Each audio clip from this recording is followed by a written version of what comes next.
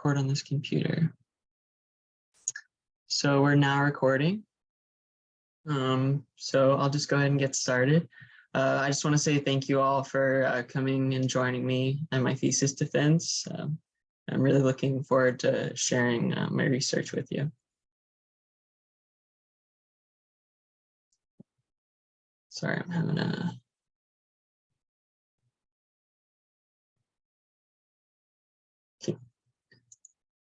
Okay, there we go. Sorry about that. Okay, so just getting into the motivation behind this research, youth suicide has been an increasing issue, with suicide rates doubling over the last decade between people ages 10 to 24.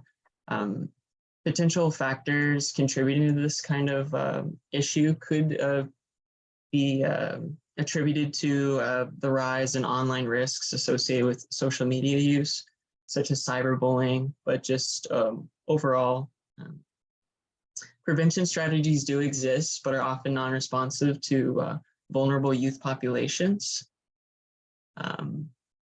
So a prevention strategy that does exist is suicide safety planning. What is safety planning?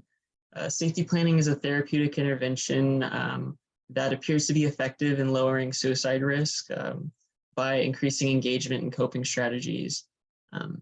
There are some pitfalls of practice of suicide safety planning, such as accessibility to information and services through like a paper-based sort of dispersal methods of safety plans.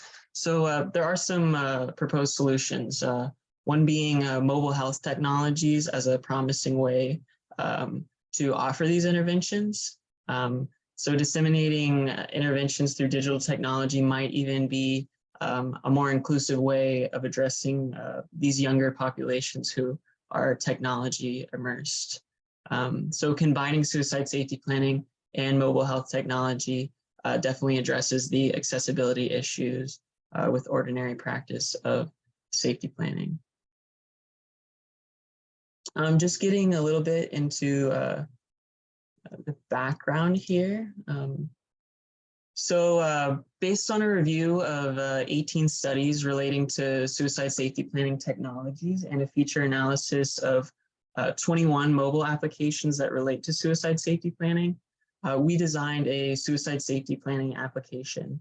And after that, we used participatory design sessions with youth and clinicians to better understand their perceptions of SafeLink, leading to the development of the application you can see on the screen right now, going through the demo. Just a quick description of SafeLink. SafeLink is a tool that makes collaborative safety planning between clinicians, parents, and youth easily accessible and interactive. SafeLink basically digitizes collaborative safety planning, making those plans accessible through mobile application, as well as providing unique interfaces for clinicians and parents to be brought into the process of safety plan creation and progress over time. SafeLink features a daily check-in for youth where they report major life events, daily stressors, and coping strategies. And this sort of check-in data is able to be shared with parents and clinicians, and also give youth the ability to stay track of the sort of data they're providing through visualizations and journals and whatnot.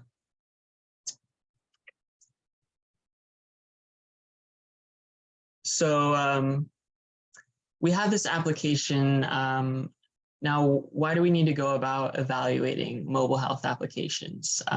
So usability testing is a prominent research methodology to evaluate user behavior, especially with when interacting with interface-based technology. There are a lot of mobile health applications available publicly, but a lot of it sort of lacks evidence-based evaluation. And those that do have evidence-based evaluations, some evaluations, for instance, in clinical settings like randomized clinical trials, will test the efficacy and effectiveness of the intervention, but often miss out on essential aspects of usability, and accessibility within mobile technology. Sorry, I just have to admit someone. Okay. So the whole point here with the usability study is to bring in a target population to identify context-specific usability issues.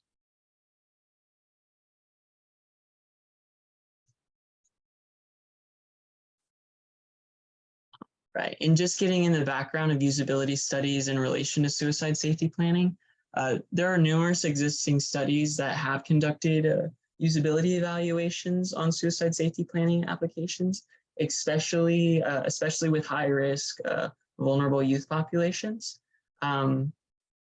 One study created and assessed a mobile safety planning application with adolescent suicide attempt survivors and found that attitudes on suicide continually decrease after using the application. Another study assessed a safety planning application with representative youth and focused on the user satisfaction of the intervention, showing preliminary evidence for the feasibility in clinical settings. Now, to get at my gap, while previous studies have conducted evaluative research on suicide safety planning applications, using especially representative youth participants, a lot of the data in these evaluations remained rather vague in their qualitative feedback and focused a lot on strengths. Most studies focused on utilizing quantitative metrics like system usability scales to get a better idea of time to complete tasks, error rates, and whatnot. Now, with the lack of qualitative perspectives in safety planning application designs, studies also lacked a sort of baseline comparative evaluation that would set them against commercially available suicide safety planning applications. One study even suggests that future usability evaluations should evaluate approaches to usability from a comparative perspective. So to address this gap, I asked the following research questions. Research question number 1, to better understand my research population's background, I want to know, what do young adults currently utilize to manage their mental health?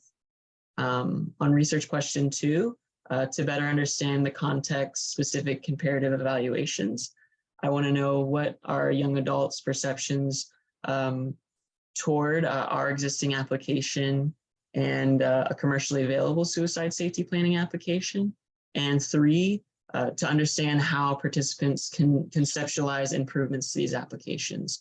So what suggestions do young adult participants offer as solutions to identified weaknesses within safety planning applications? So to answer these research questions, we went about searching for an application to compare against our application SafeLink. We focused on applications that were available on both Android and iOS and used search terms such as suicide, safety planning, suicide prevention. Search criteria or selection criteria for this application, we wanted the application to offer a customizable safety plan similar to SafeLink, be designed specifically for suicidal individuals, because a lot of the applications we'd find were more applications geared towards being a support person, how to support a suicidal individual. So those fell out of the screening process. We also prioritize applications that had available data that showed use, such as amount of downloads on the App Store, for instance. So just getting into a quick demo, our competitor application is called Suicide Safety Plan by MHEALTH, LLC.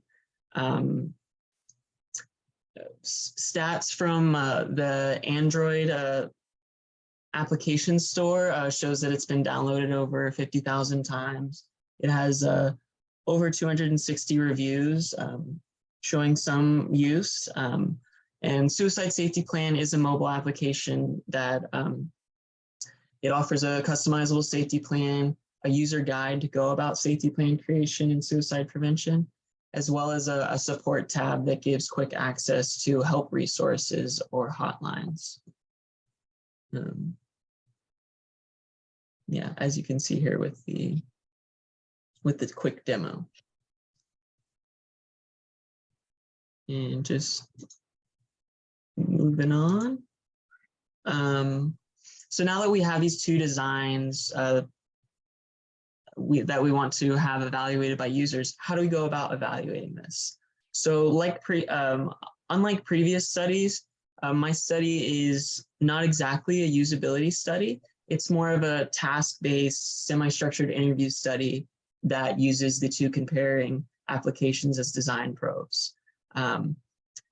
With this study, it's not meant to derive any sort of statistical significance from participant perceptions, but to understand more context-specific scenarios that emerge from participants completing core tasks across each application.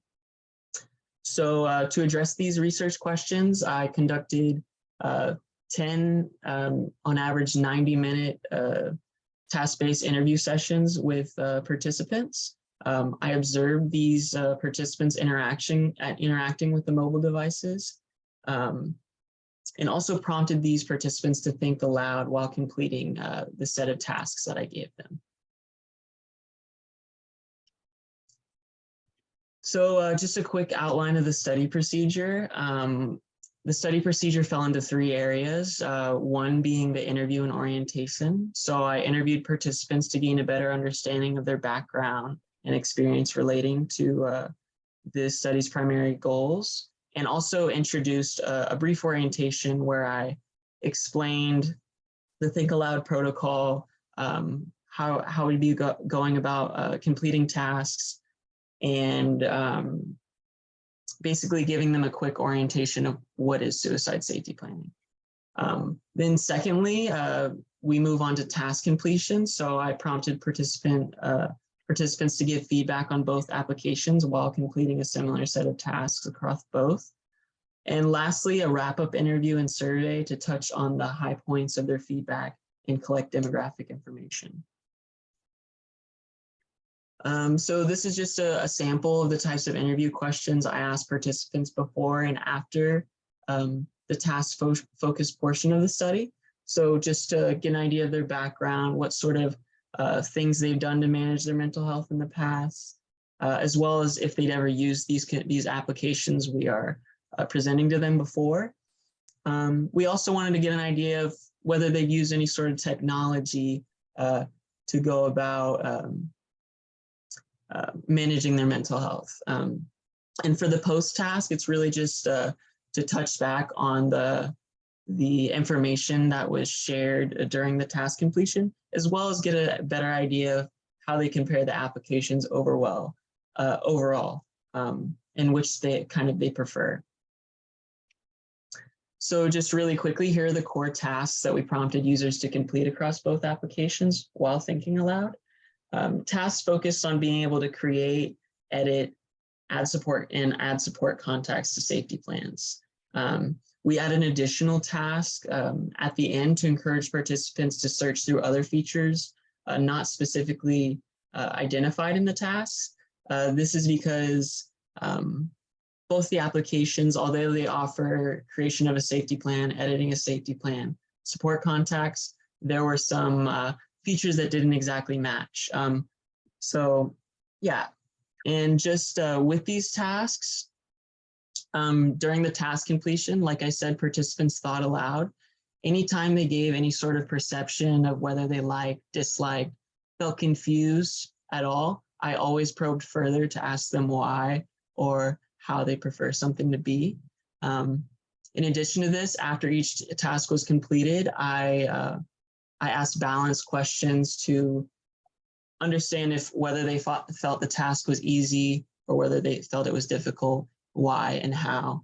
And if I ever noticed a participant running into any sort of situation just by observing, not something they specifically mentioned, in this sort of wrap up of the task, I would mention, I noticed when this thing happened, could you tell me a little bit about your thought process behind that?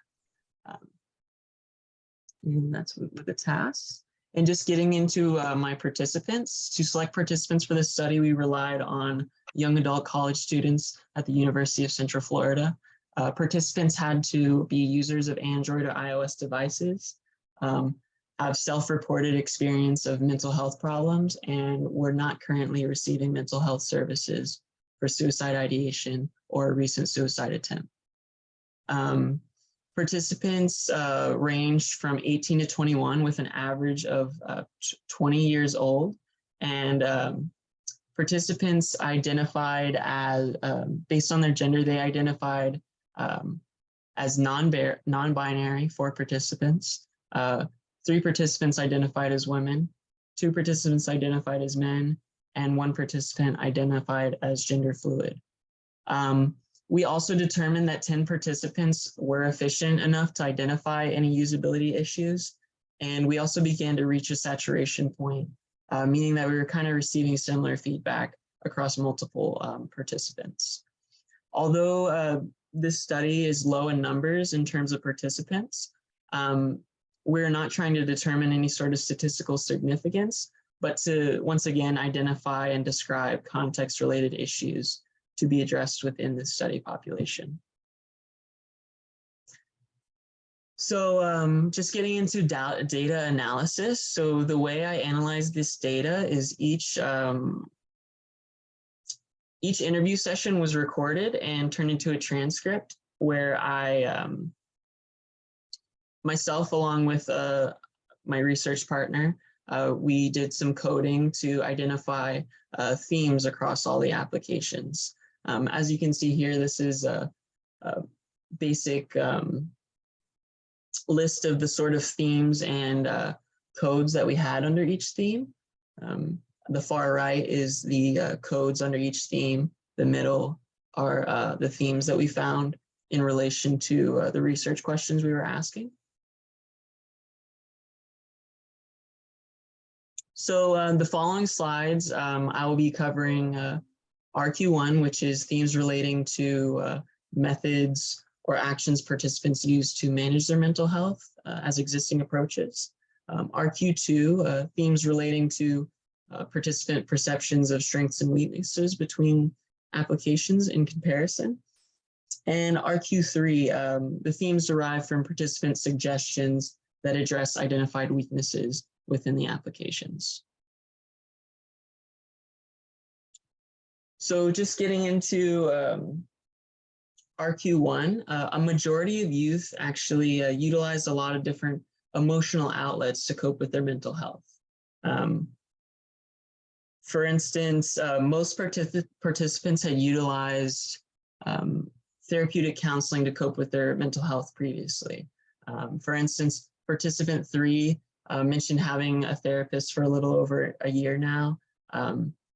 And just talking about the tools and methods they could use, as well as cognitive strategies and grounding techniques that help them with their mental health. Additionally, some participants mentioned using journaling as a sort of emotional outlet to cope with their mental health.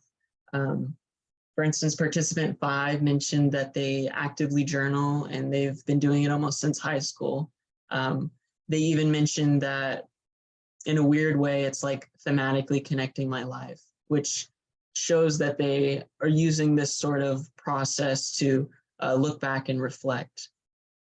And lastly here, participants also mentioned just general hobbies as a means for emotional outlet. For instance, participant 9 mentioned using stories, theater, and film as a good way to express their emotions. Even just sharing and talking about it has been their biggest emotional outlet. So getting on to the second half of existing approaches, all 10 participants utilize different online tools as methods to improve their mental health.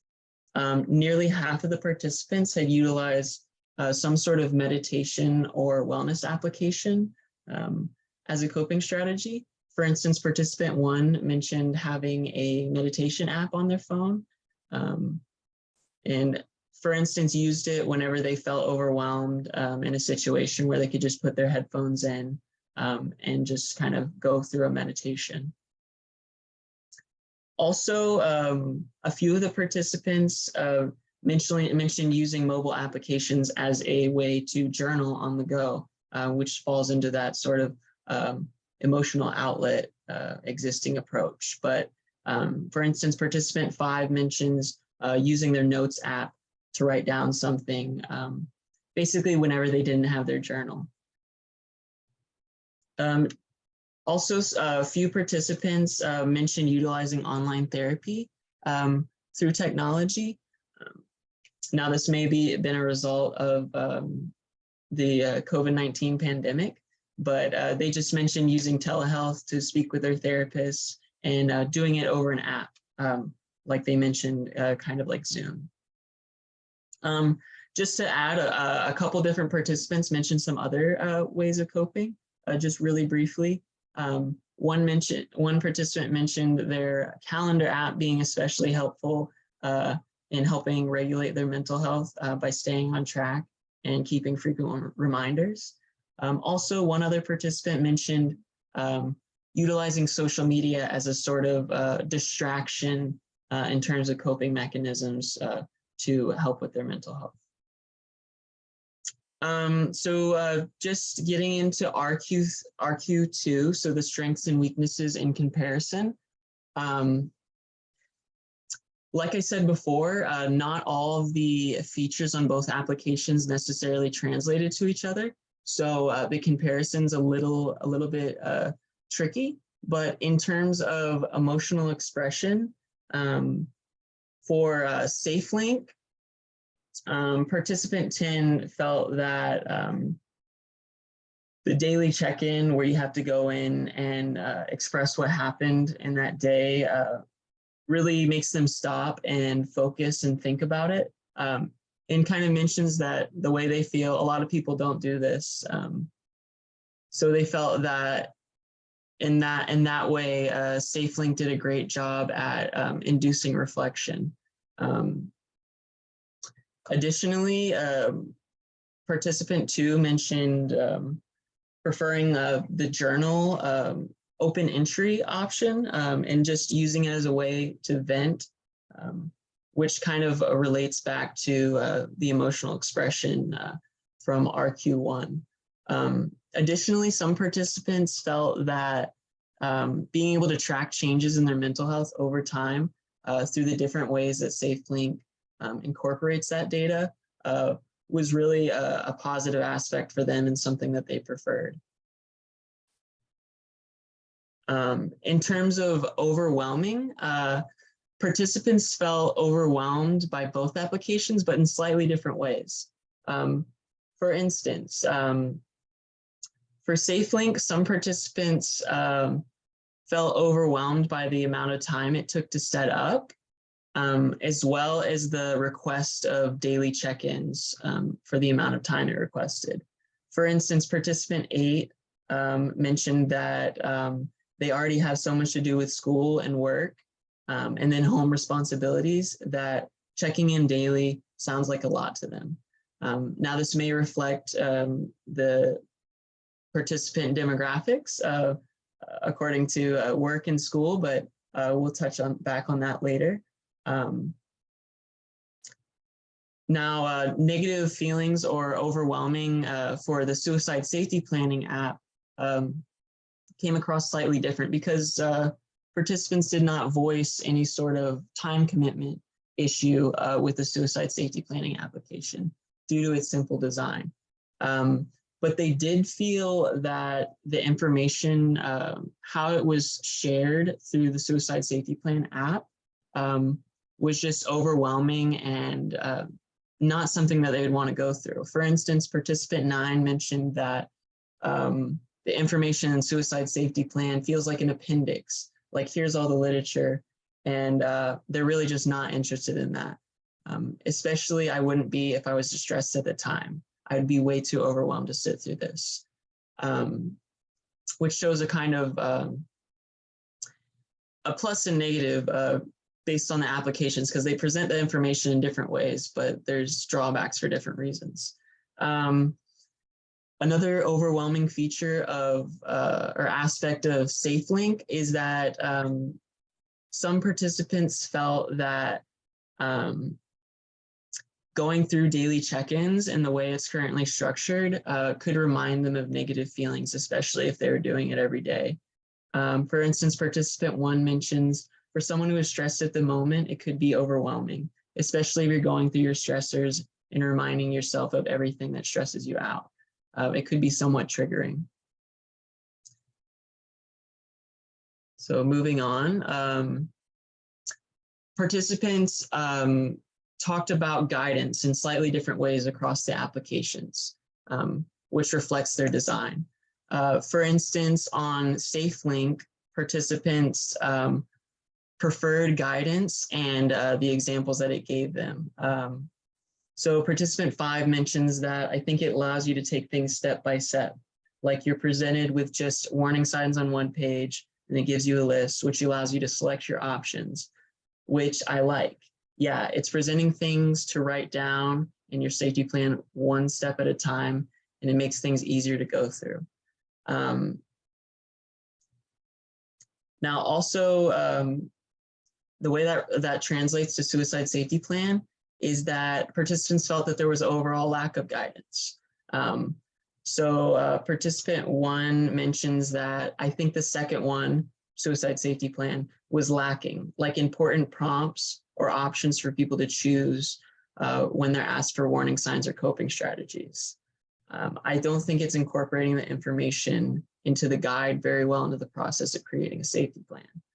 I think that knowing all that information is important into a safety plan, so I feel like it could be added along the way, which kind of points to the utility in SafeLink being able to guide participants through the creation of a safety plan and completing daily check-ins.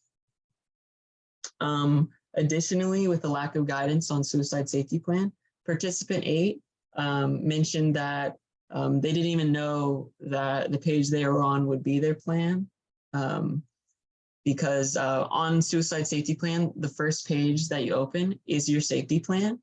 And they thought that it was giving them an overview of what a safety plan is, not guiding them to actually complete a safety plan. So another common theme throughout both applications in comparison had to do with communication with support networks. So for instance, a lot of people on the SafeLink app felt a very positive aspect of social connection.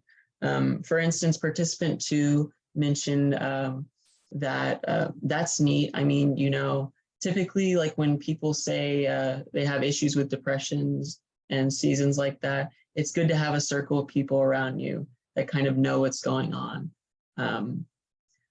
And you can go to when you're in a crisis situation. Participants also felt that there was communication with support network was also a benefit on suicide safety plan, specifically referring to adding support contacts and just the quick contact options on suicide safety plan. Across both applications, participants felt that communication channels between their support networks were outdated and didn't really reflect the realistic communication methods they'd used for their support network. For instance, participant 10 mentioned this person name. I don't text him over the phone, so I don't have his phone number memorized or anything. I talked to him through Discord, and having to put a phone number in to save him as a contact, like having to notice an email, just feels inconvenient. They specifically mentioned that they're an online friend, which is an interesting aspect of that participant example. Just lastly, having to do with communication and support, a majority of participants felt that SafeLink, the feature of SafeLink that allows connection with parents was something that they would not prefer due to a lot of different reasons. This may reflect the age and demographic of the research population. But for instance, participant 9 mentioned, sometimes if your parents aren't accepting of anything you're going through, as in my case, if I were going to be going through something very distressing situation like suicide, I would have a hard time adding my parents as points of contacts, because that would bring up the idea that they're not supportive in some cases, and in some cases it could be abusive necessarily. Now, participants talked differently about the communication aspect with parents. Some participants felt that their parents were the sort of root of their mental distress, and they don't want them involved in any way in their therapy. Some participants felt that they didn't want to worry their parents about their mental health, which was a barrier to adding parents. And another participant mentioned, mentioned not wanting to bother their parents, or feeling like their feelings would be invalidated by their parents. One participant mentioned that their father would say, you know, why do you feel this way? You have a roof over your head, like you have everything you need, you shouldn't feel this way, therefore invalidating participants' feelings. And just moving on to suggestions for research question number 3. Some youth participants offered suggestions relating to the primary contact and communication channels, which we just discussed.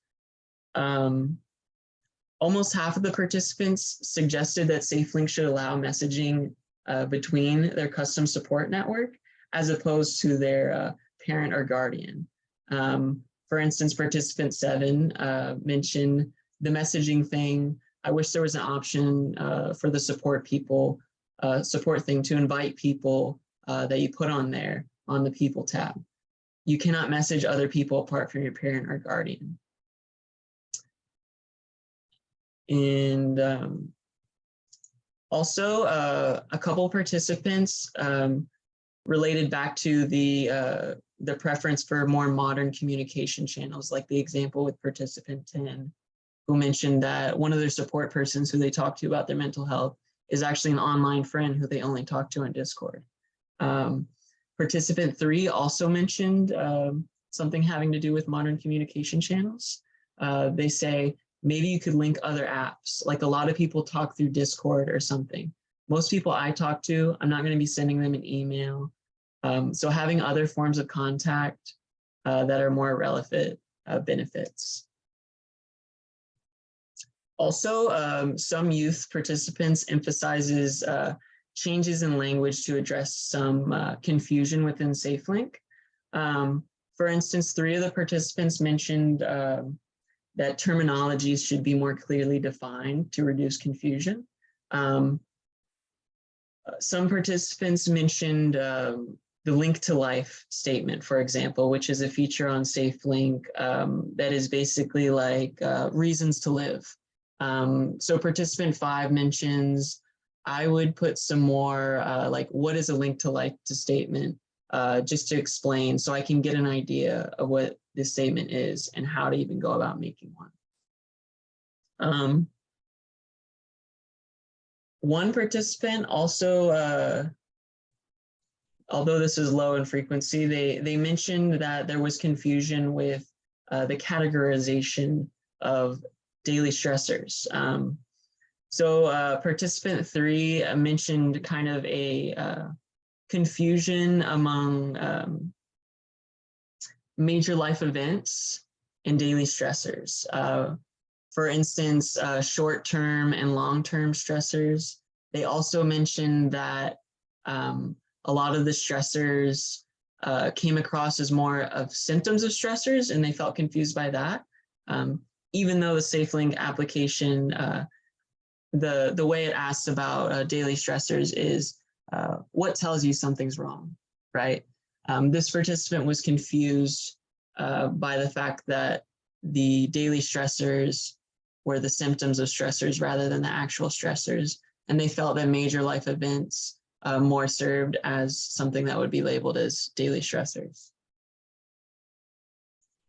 And additionally, few participants suggested opportunities to make SafeLink less overwhelming. So 3 participants felt that it would be better to complete their safety plan alongside a trusted therapist, which was interesting because that's kind of what's supposed to happen. They weren't prompted to learn, or they weren't told that safety plans are usually created among trusted therapists. But participant 3 mentions, maybe if I was going to be doing this with my therapist, she was walking me through it or something, it could help me stay calm and positive mindset, because if I'm not going into this safety plan creation in a positive mindset, it's very easy for an app like this to just make me not care about it.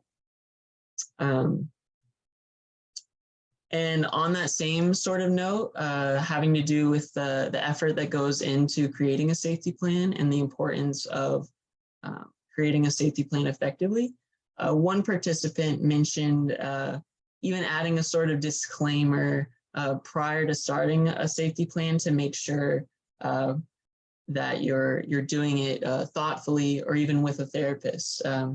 So they state that if you don't provide app all the info, it won't be able to help you to its full needs. Maybe like a warning at the beginning that says, hey, this setup takes time. So it tells you directly that this is something you really need to sit down and focus on and work with. So just getting into the discussion section of the project. So for RQ1, which was what sort of existing approaches do they have to coping with their mental health, many participants had previously sought out support networks or coping strategies, showing that this specific demographic has actively seeks out methods to address their own mental health. Additionally, participants' use of technology as tools to cope with their mental health experiences exemplifies the utility in safety planning through mobile health applications. This also gets at the whole idea of delivering this through technology where youth are generally more tech savvy and connected to it. For RQ2, which was referring to the comparisons and strengths and weaknesses across both applications, the way that participants compared applications was interesting because there was always a sort of give and a take. While participants felt that SafeLink resulted in a better safety plan creation and supported them more overall, they sometimes felt that the process was arduous despite the preference of guided instructions that broke this process of safety plan creation down. With Suicide Safety Plan, however, participants enjoyed the simplicity, spent significantly less time on creating a safety plan, yet they found that the lack of prompts and suggestions that led to less reflection made safety plan not as effective. And just getting at RQ3, which is looking at the suggestions that participants offered to address those weaknesses they identified, results showed that the demographic of my study population preferred peer support as opposed to parental support and monitoring of their mental health. This suggests further integration of custom support networks for older teens and young adults. Although the frequency of this suggestion was low, participants showed that in order to utilize peer support networks effectively, attention to the modes of communication should reflect the communication channels that youth primarily use to contact their support persons. Participant feedback shows that more explanation or defined terminologies can reduce confusion when first opening up a safety planning application and navigating it. Although few in numbers, one participant suggested that more attention should be paid to how safety planning input data should be categorized, hinting at not everyone interprets safety planning features in the same way, such as major life events and daily stressors. Importantly, some participants acknowledged the importance of creating a safety plan in collaboration with their therapist, which would result in a more effective safety plan creation. So just thinking about implications of design, what could we go moving forward based on my results?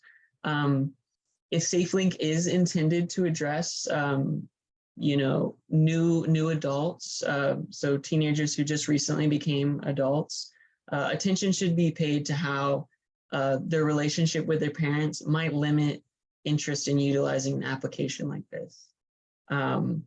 If this is the case, designers should understand that parents and guardians may contribute to mental distress, and options should be made available for those who prefer not to work directly with their parents while using SafeLink as a safety planning application. A balance must be struck between the reminder of negative feelings and increasing awareness. I suggest that a variation between daily check-ins would be beneficial. While daily stressors and coping strategies could be effective in daily reporting, the logging of major life events has potential to maybe only be asked more occasionally, just as it's unlikely that a major life event is going to happen on a daily, or else it'll turn into a sort of daily stressor category. There's potential maybe only asking if there's something to log in terms of major life events, rather than presenting an entire list of major life events daily, therefore reminding them of negative feelings.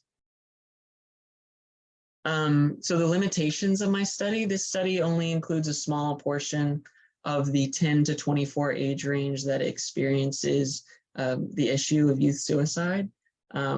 And I think that results, if this study was conducted with younger populations, I feel that results would probably differ. Additionally, participants were only required to have self-reported experiences with mental health problems. The competitor application overall received less verbal feedback due to the basically bare bones limited amount of features in comparison to SafeLink. Additionally, some of the SafeLink features were limited because they had a sort of interactive component. For instance, adding a parent or therapist could not be completed because it requires a parent or therapist account to be existing. Additionally, the competitor app, unfortunately, it just doesn't reflect all available suicide safety planning applications. And the location of this usability evaluation was out of context from ordinary use that participants might find themselves using an application like this. I feel that future studies should investigate how youth participants categorize safety planning components, and as well as this dichotomy between the reminder of negative feelings and increasing awareness. Researchers should also compare how age difference among youth may determine the types of interactions that they prefer regarding their mental health in relation to parental monitoring. Key takeaways for this study. I think this study highlights the importance of doing evaluations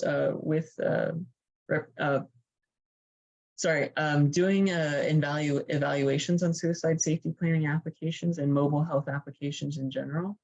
This study is unique because it evaluates different approaches to presenting suicide safety planning designs, while also obtaining very context-specific feedback related to how participants perceive the applications. Based on these results, we might infer that depending on the age of a participant and connection to their parents or guardians, peer support might be a more ideal way to monitor these sort of feelings. And lastly, I would just like to say thank you to my thesis chair, Dr. Wisniewski, and just for giving me the opportunity to work on this project. And I feel extremely blessed, and I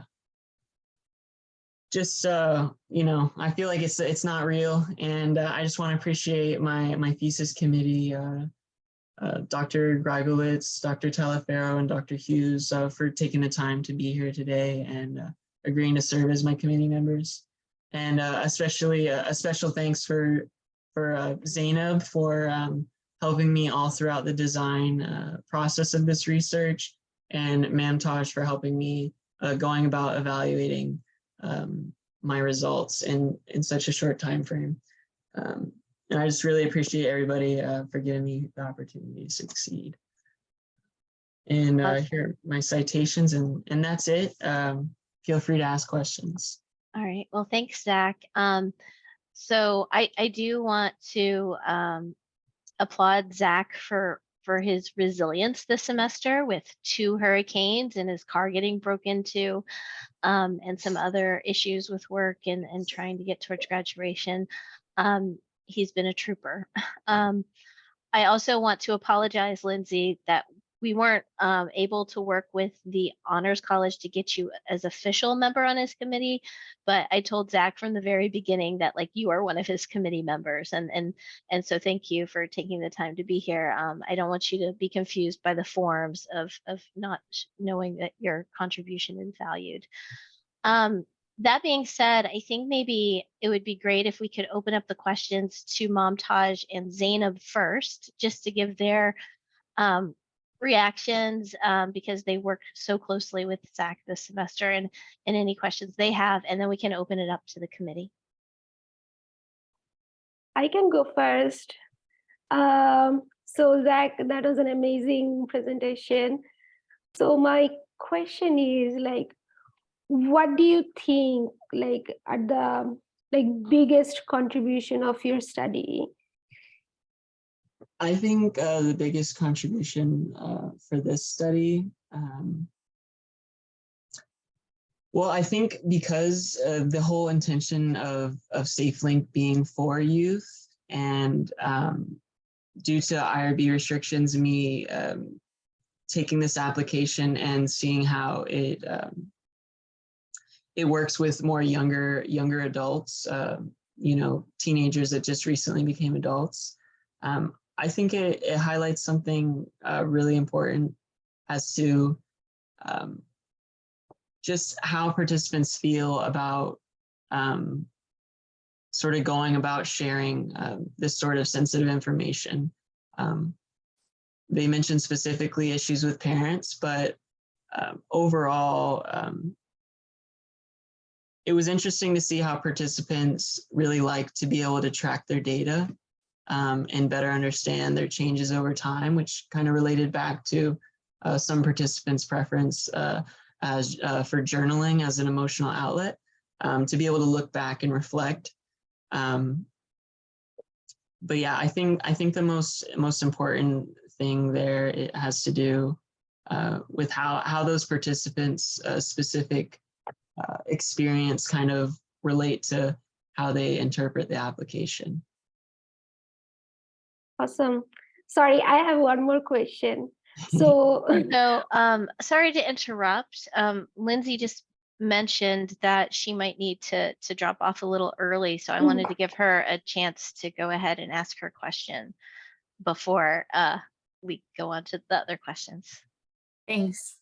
Sorry, good job, Zach. I know this was challenging, especially since the age of the population is different from our target for who it was developed for. So I agree with you that some of the feedback, particularly regarding peers, is reflective of age. I also found it super interesting that I think it was 4 out of 10 participants identified as non-binary. And I think that's great. And it would be really interesting to look more in depth about the differences with that group. And I wouldn't have been surprised if some of those, I think it's the communication with support comments and about parents, came from maybe some of those participants, and meeting people online and things, because we know that's kind of where some of their friend groups come from. So I know future analyses might be to look at differences by gender within this. I was wondering what your recruitment methods were. That was my one question exactly. And what did you end up doing with history of mental health problem? Because I know we discussed that initially.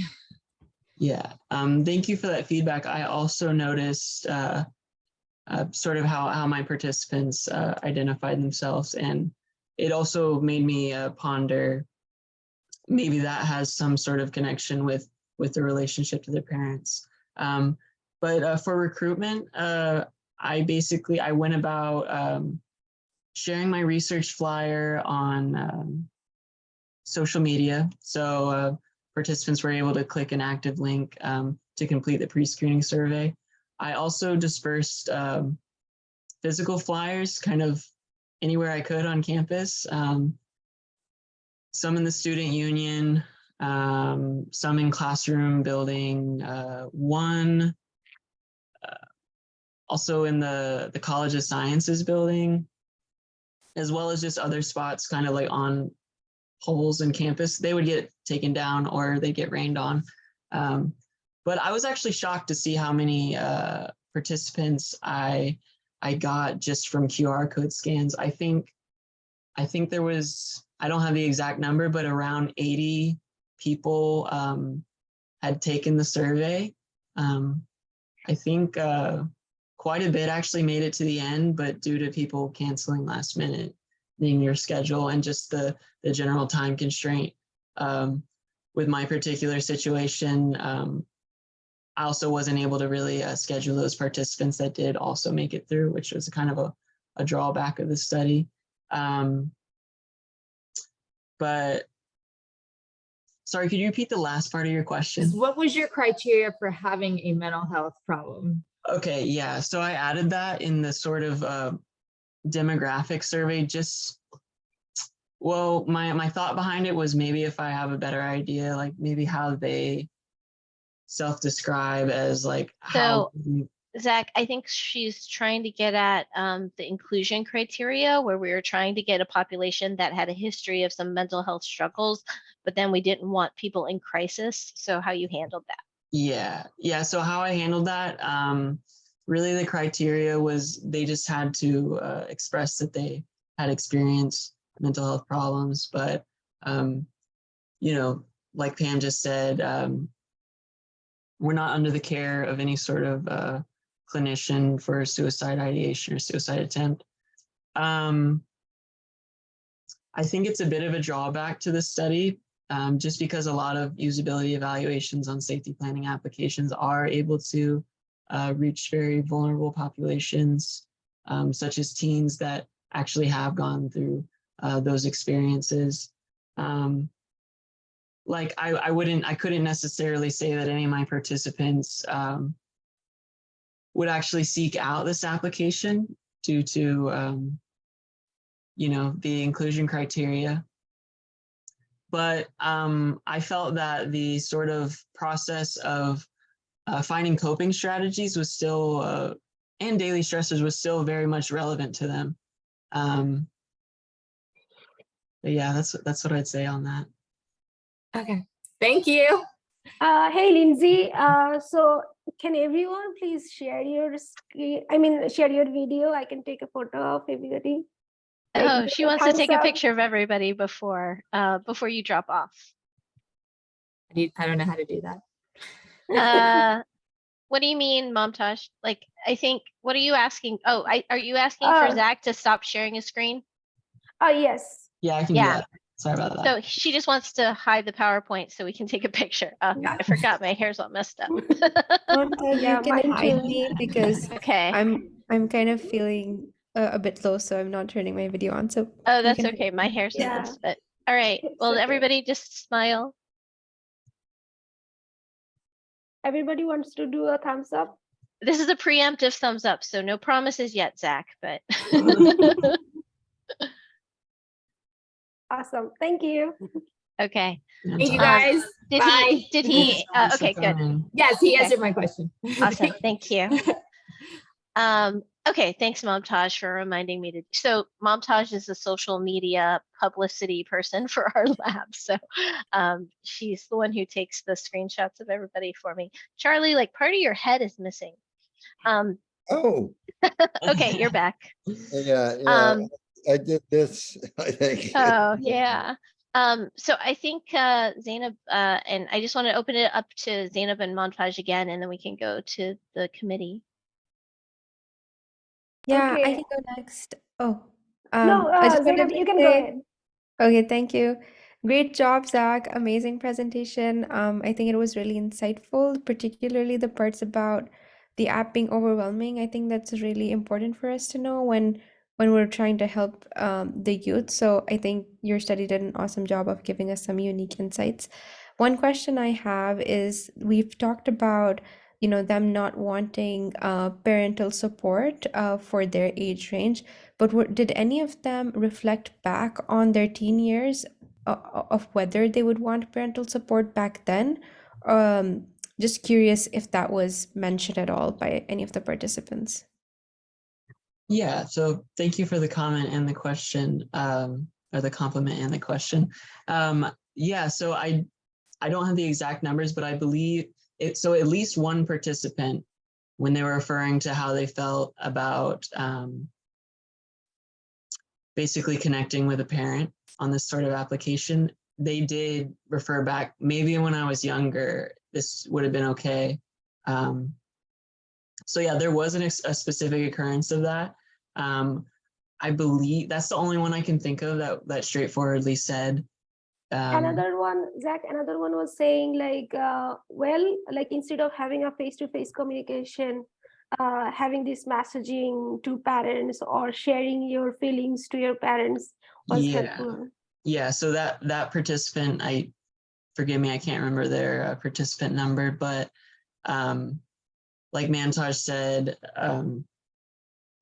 that participant didn't necessarily mention the negative aspect of connecting with their parent.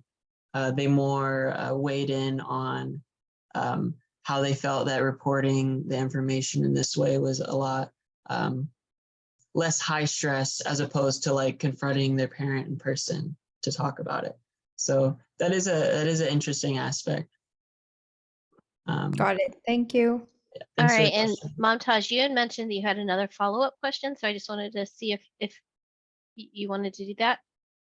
Yeah, sure. So Zach, so what are the challenges you faced during this research, like overall during the data collection or like analysis part, and how did you overcome those? Yeah, so I'd say I'm still overcoming them, but aside from any sort of personal reasons, I definitely felt that IRB approval was kind of a big hiccup for me, and I think if I could go back, I definitely would have taken my mentor's advice to really get it done as soon as possible. And I think that kind of reflected in the rushed nature of my analysis. As for participant recruitment, I felt that I left the aid or the gap to schedule a session too big, because I had left it open for like the entire month of November.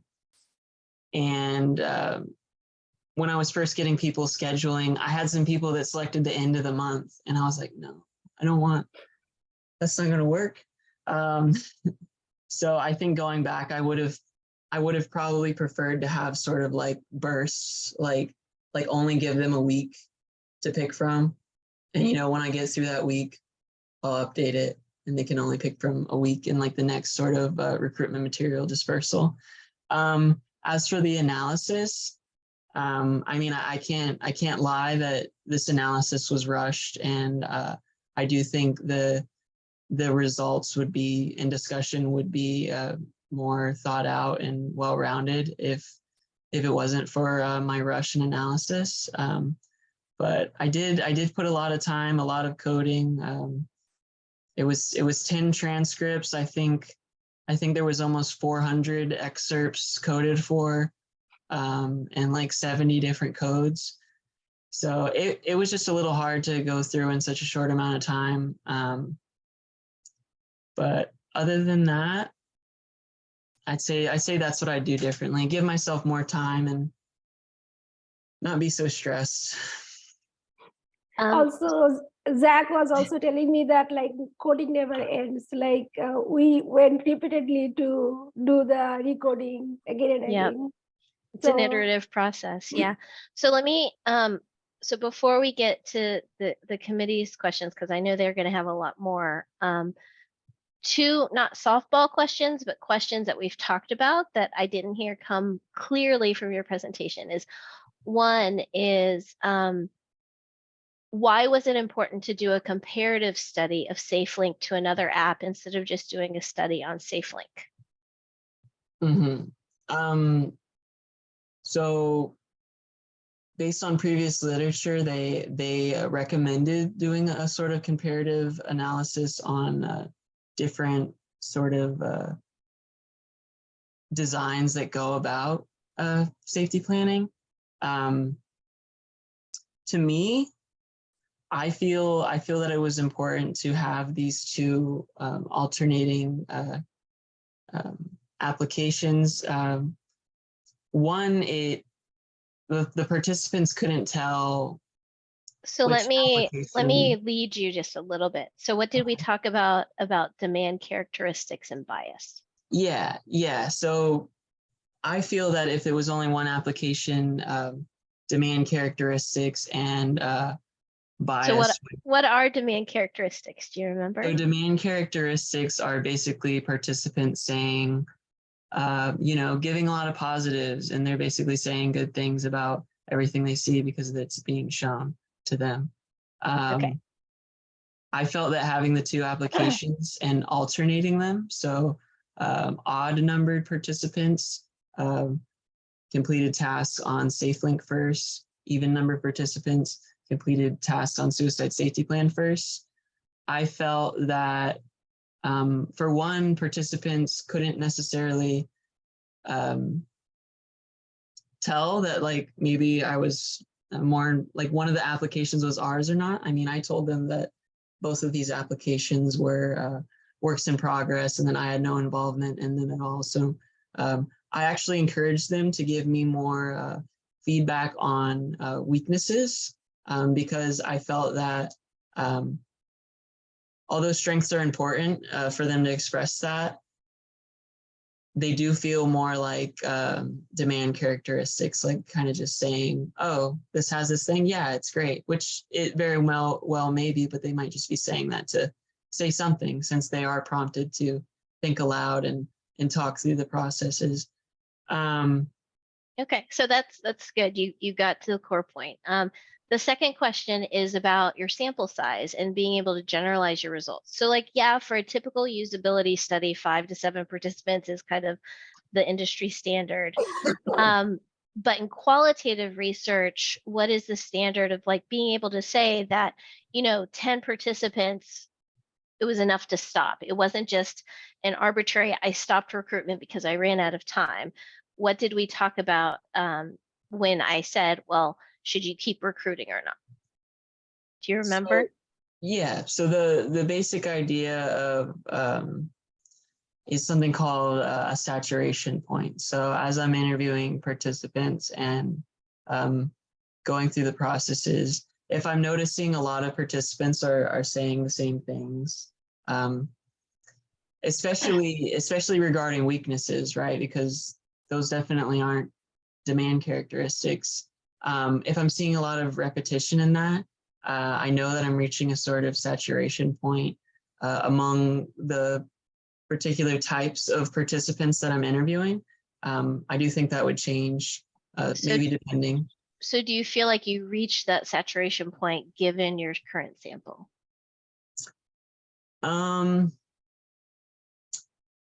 Personally, I mean, I would always prefer more data to work with, especially regarding suggestions to the identified weaknesses.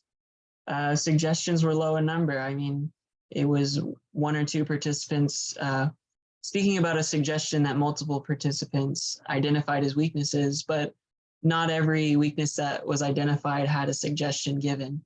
So I would say in that aspect, I think I would prefer there to be a higher sample size in order to elicit more of that sort of suggestive feedback.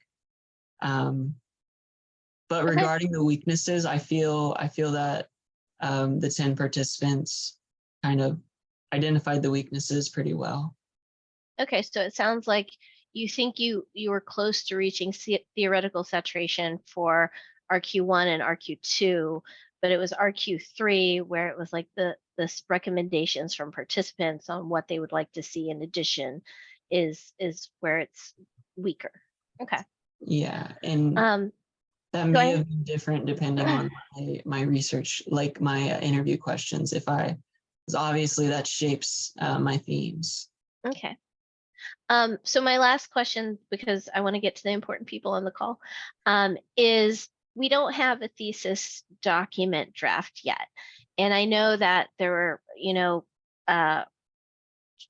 like holdups with the IRB and with data collection and all of these other external things going on. So can you give us an update of when that draft will, so just to let you know, Kim and Charlie, is we had a practice presentation last week, and Momtaj, Zainab, and I tore his whole presentation apart, and he was really stressed. So he worked on revising his presentation, and overall, I think he did a good job in taking our feedback, but I think at the loss of that, he wasn't able to work on his thesis document as much. So Zach, if you could just give us like kind of a expectation of when we'll be able to look at that and give you feedback. Yes, and I totally understand that's a major concern, as that is the main deliverable of my thesis. I think that with my presentation finished and with all the feedback that I have, I think that I could get the semifinal draft to you hopefully in the next 2 days. I will say that chapters 1 through 3, so introduction, background, methodology, is fairly sorted out. It might need a little bit of tweaking, but my results and discussion and conclusion, I can't lie, it needs, I need to put time into just focusing on writing it. And so you did email the director at Honors College, and they gave you an extension. So remind us of those deadlines. yes, so the whole idea, Friday before the end of the day, I have to submit a thesis approval form from my thesis chair and thesis committee. Another part of this is that you have to take my thesis and run it through, like turn it in to make sure it's not plagiarized or anything. But the final paper, I have to turn in by Monday, December 12th. So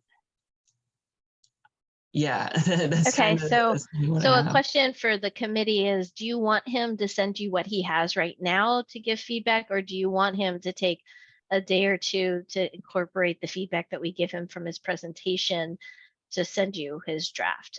Because I want to make it like this isn't a perfect situation, and I think we have to acknowledge that. But so however's best for you, I think, is one of the things that we'll talk about.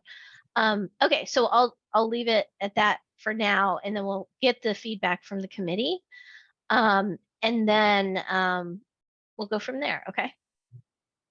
Thank you. Okay. So do you want us to start asking, or?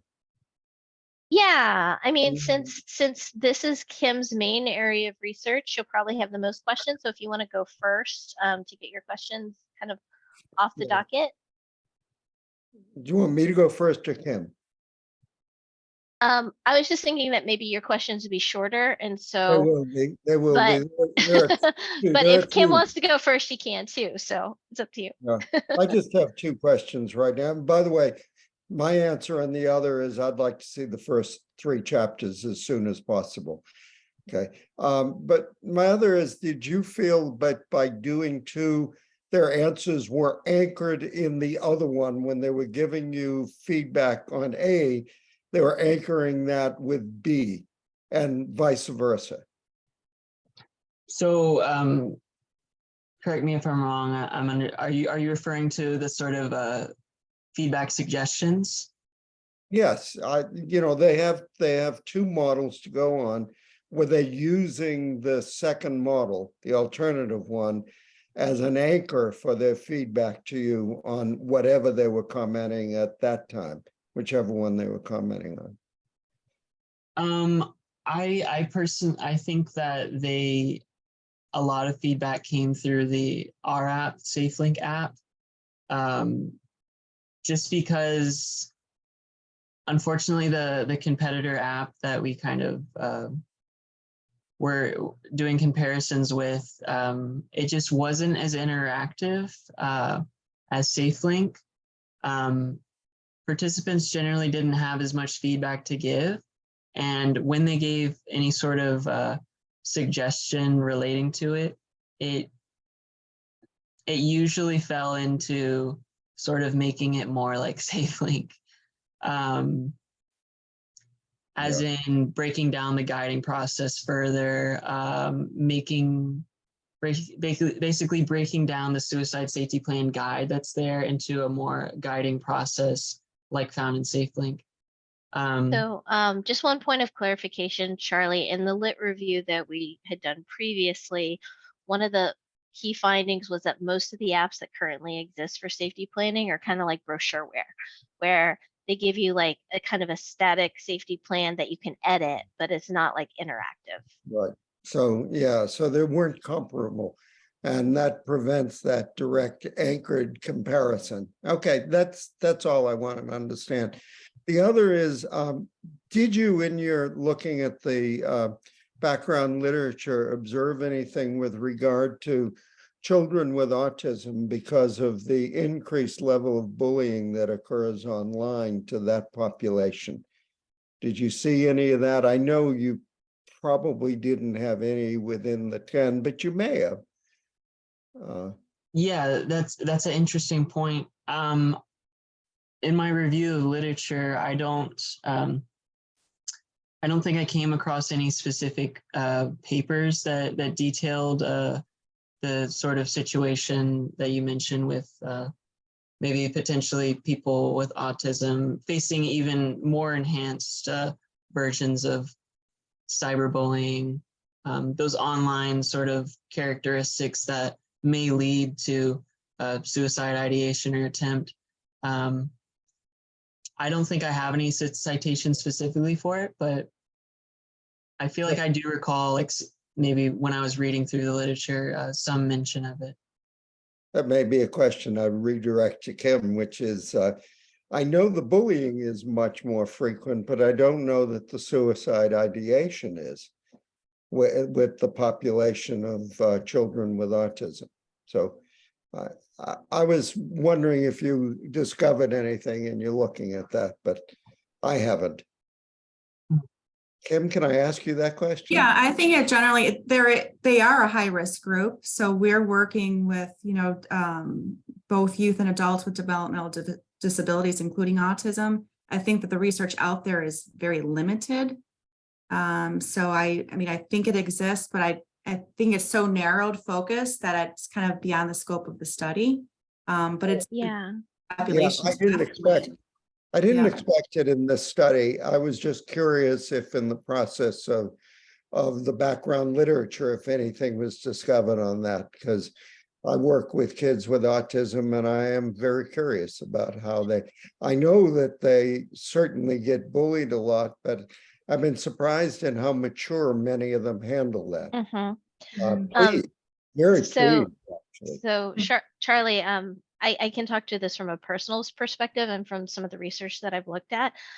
Most of the research out there on autism and suicide just shows the link and the correlation of it being higher for this population, but they haven't done as much in terms of moving to like safety planning with folks on the spectrum. And I think one of the maybe prohibitive factors there is that the self-reflection might be a little bit harder.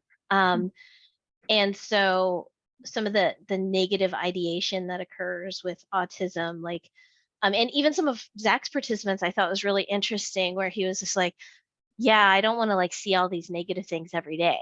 And so one of the suggestions that I told him to put in his discussion is like, well, what if we showed them like the healthier, like those strength-based coping mechanisms, like on a daily basis, and then just ask them if they needed to add some of the negative adverse stuff without showing it to them every day. And so I think that might apply to the autistic population as well. But so Charlie's work, Kim, I don't know if you've worked with Charlie at all, but he does a lot with learning and virtual reality, and he's worked with Lindsay some about like self-harm and suicidal tendencies with autism. So I think that's where his question's coming from. Okay. All right. Yeah. Anything else, Charlie? No, right now, that's it. Thank Okay, you. so Zach, I appreciated what you did. I've appreciated it. Thank you. so Zach, based on his comment, can you send him what you have today? Yes. Okay. All right, Kim. All right, so my questions are just very general. So I did have concerns about the comparability of that model. So was it comparable? Because if it wasn't, there's, you know, some limitations on what you're comparing it to. So did you look at the specific safety planning components? Like the best practice strategies, was that part of your inclusion criteria when selecting that model? It wasn't specifically like breaking down what safety planning components like fall under like the ideal practice of safety planning components.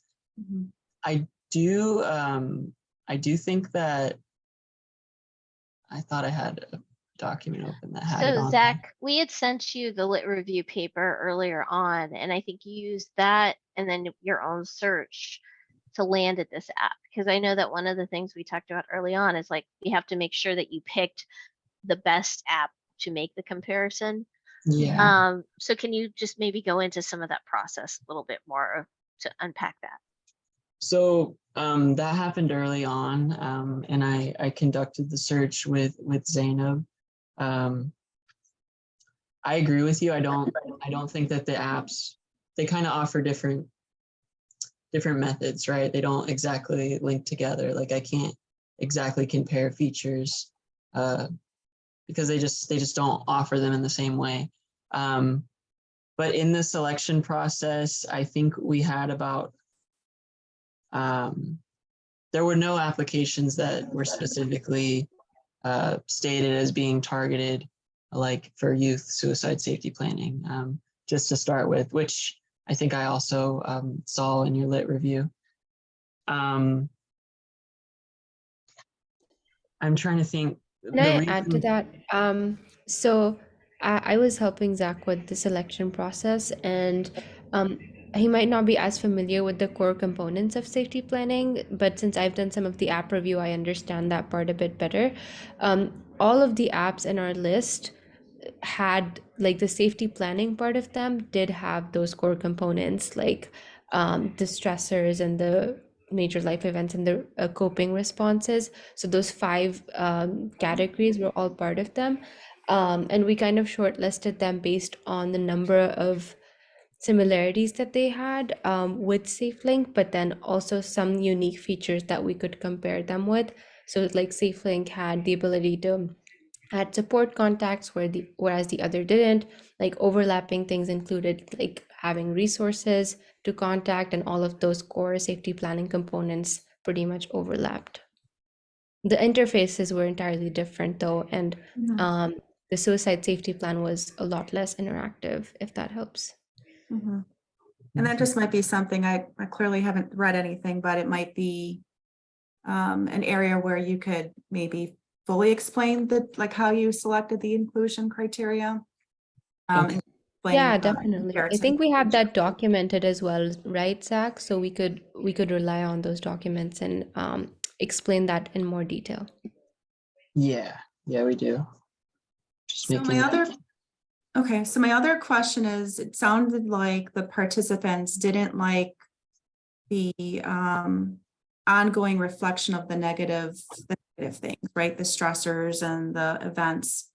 But there's also that the coping strategies component. Did they not align how the stressors get linked to the coping strategies? Like they can use those strategies to deal with things that are creating stress or triggers for them? I think regarding the coping strategies, overwhelming majority liked that being able to like see a list of coping strategies and select from them as like sort of like the reminder, like it's like the opposite of like the negative aspect. Like they liked being reminded about the different sort of things they could do to cope.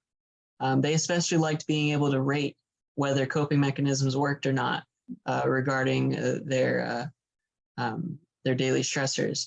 I think the situation with the daily stressors is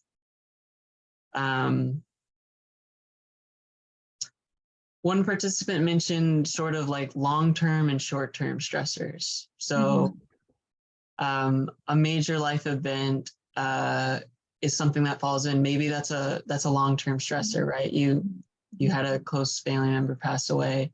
In that way, it becomes a daily stressor because it's happened, but it's not like when you're selecting major life events, it's not like it happened again, right? And I feel like that's where some confusion was.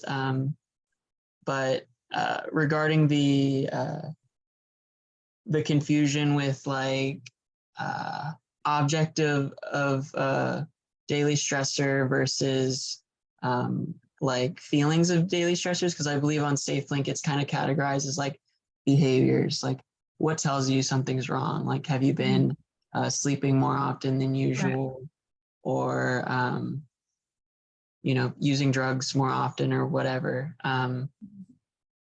So that, I mean, really only one, I feel like one or two participants mentioned that specifically, like these are symptoms of stressors, not like what I'd actually log as a daily stressor. Honestly, I'm not really sure what to do about that, or whether it's significant enough to like prompt a redesign for how like we go about presenting daily stressors. But well, it sounded like there should be more emphasis on those coping strategies that need to be prompting, as opposed to the other. It's like the reverse of the two. Like it should really be more of the focus, the focal point. Yeah, I you think I think was like seeing that that's- too. Yeah. And I think it's not that they shouldn't log the adverse events. It's just we shouldn't show it to them every time. Like they should say, hey, is there a daily stressor or is there a major life event? And then if they say yes, then kind of And show show them those lists instead of it being like, let me let me scroll through all of the bad things that could happen to me. Yeah, because you keep reflecting on it. So I agree definitely with having those life events, those traumatic, because they're traumatic. It could be like you lost someone. So constantly thinking about that loss, it can be triggering. And you're continuously looking at that particular event that's can be triggering for you. yeah, I agree. Okay, I go was ahead. just gonna add, like, just to add on, yeah, just maybe having like kind of a screener question, you know, rather than asking every day, like you said, a screener question, has anything happened? Yes or no? And then go into, okay, select. But yeah. So I just want to be mindful of time. We're going over time a little bit. Kim and Charlie, are you okay to stay for a little bit? I have to go shortly because I have a focus group. I just have a few questions. Okay. I'm Charlie. okay with, but I'll be an observer at this point. Yeah. Okay. Well, I mean, we want to have like a little private committee meeting, like before we go. So I just want to make sure we have enough time for that before you two drop off. But go ahead, Kim. The variation in the check-ins, do you have recommendations? So it seems like they didn't like that constant daily check-in. What would be your recommendation for what should the check-in process be? Any reflections on that? So based on what participants stated, you know, I can't remember the exact what the statement is, but it's like I'll check in 30 days straight, and then for 60 days I'll check in at this amount of time. I think they were in general overwhelmed by that, like, and it just kind of seemed like a big sort of like agreement to make. To me, I feel like like we talked about before, like focusing more on the coping strategies as more of a daily sort of thing, and more like sort of alternating or giving people the option to add a daily stressor if there's a daily stressor affecting them. Or for instance, maybe just checking in once a week about. So Zach, I think Kim's trying to get from your participants, like the evidence of like what they said. So did anybody say like, oh, checking in daily is too much? This Yeah. is something that I might do like weekly. Like, so instead of like your opinion, what kind of like evidence from the data do you have? Any? It's one of those things that was identified as a weakness, but not a lot of suggestions given back. And I think that's a pitfall of my study. I didn't ask enough like suggestive questions, like, what do you think it should be instead? But I do recall that they felt overwhelmed by, and just that it was unrealistic that they do a daily check-in. And they kind of cited like, I have this other things that give me reminders to do something daily. Or they mentioned their Bible app. I think this was participant 8, mentioned their Bible app and saying, you know, I have it set to send me like reminders to do something every day. And I still, you know, it becomes like something that like they get desensitized to. But specifically regarding like what it should be instead, I don't think I really got any specific feedback on that. Okay, just a few more questions real quickly. Did you have race and ethnicity in that? Was it mostly white sample or? So I collected the race and ethnicity. I think I think I have it open. I can tell you. I'll check if I have it open. Actually don't think I have it open right now, but it's something I plan to include in the paper. It wasn't. I think a majority like identified as white, besides 2 participants who identified as African American. And among those participants who identified as white, I believe, so that's 8 participants. I think that 4 of them identified as Hispanic or Latino origin. Okay. What would you do differently would you do anything in the redesign of the methodology if you had to do it all over again? Well, with the same mindset that I'd have the sort of same restrictions as an undergrad, I'd assume I couldn't really go about getting a new, like actually conducting it with a vulnerable population. I do feel that it was a little bit hard to get at the comparative aspects of the study, and something I was a little concerned about from the beginning, just regarding my sort of like my probes and questions throughout the interview and the tasks, because it was very categorized into strengths and weaknesses. What did participants feel strong about in the application versus what was a weakness of the application?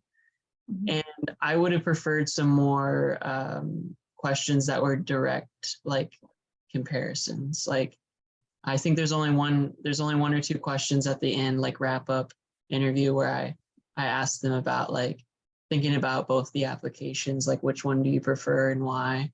I think I'd ask more of those questions. Trying to think if there's anything else research design wise.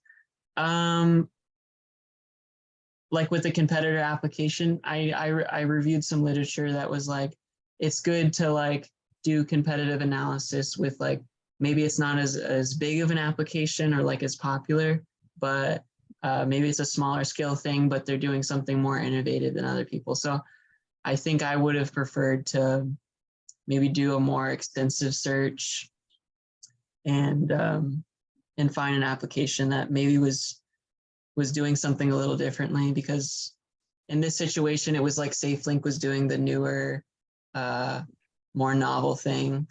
Mhm. And it's like suicide safety plan was the kind of like baseline, like Pam mentioned with the like brochure, like it's really just kind of like information there, like not really sort of any interactive element to it. So maybe something with more interactive elements in the comparison.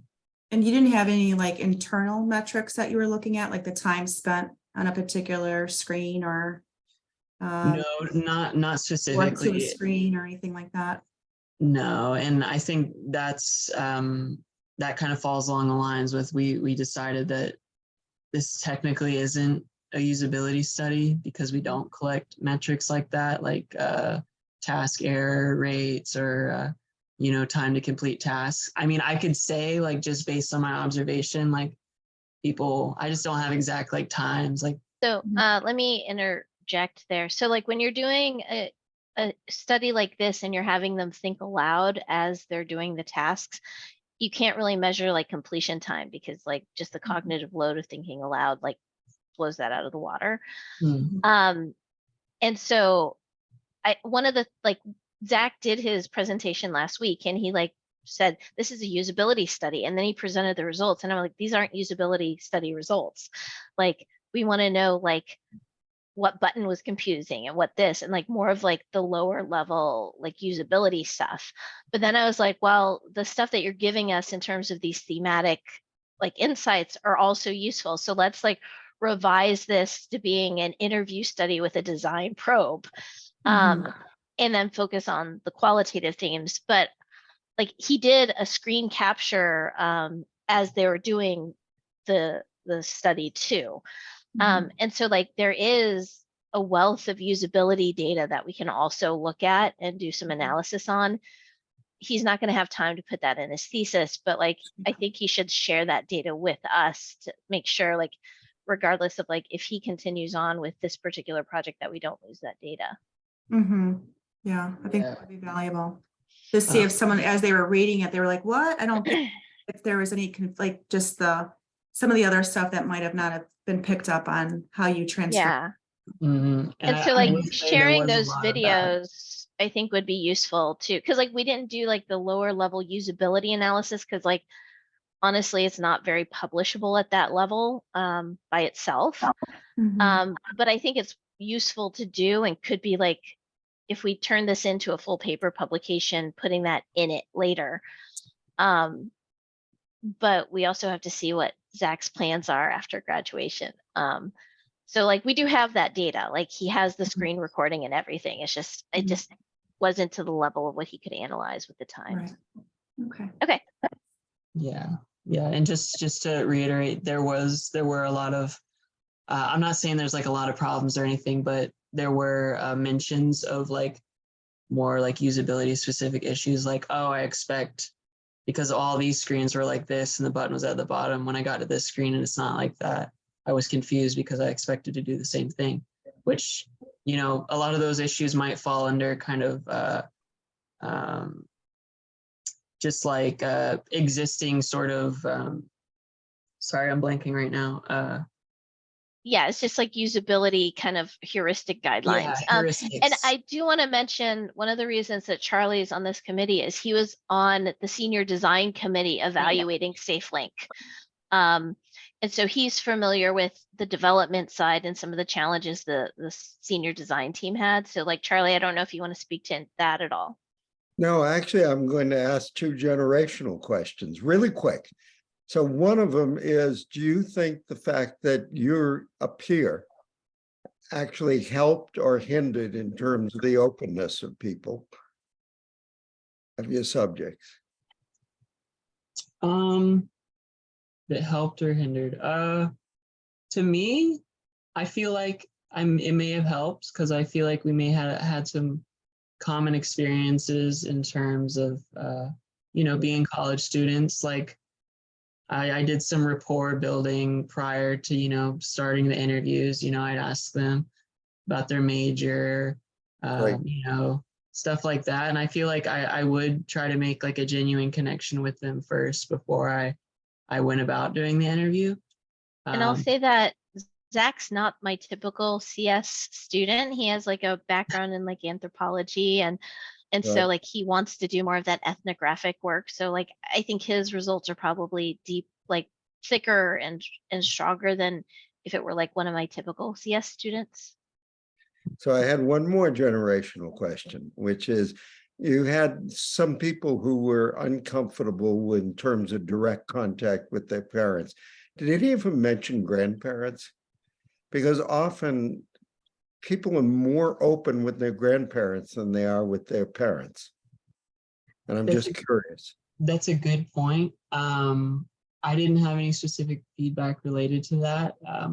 I think if I had maybe a question that related to, you know, whether if it was just, if I like probed further, if it was just parents, or if they felt more comfortable with like other family members, that could have been something that came across. But yeah. Yeah, And, it's not for you to do. It's just an open question for further study later on. You've opened a lot of doors.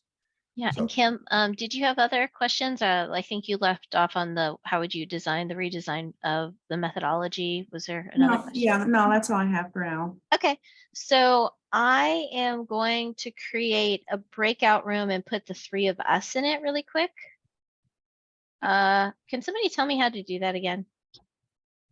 I always. I might have to give you access. Let me Yeah, see. I think you have to make me a Gotta host. make Yeah. the co-host or the host. And then either. can we stop the recording? Because I don't know if the recording yeah. records the breakout group.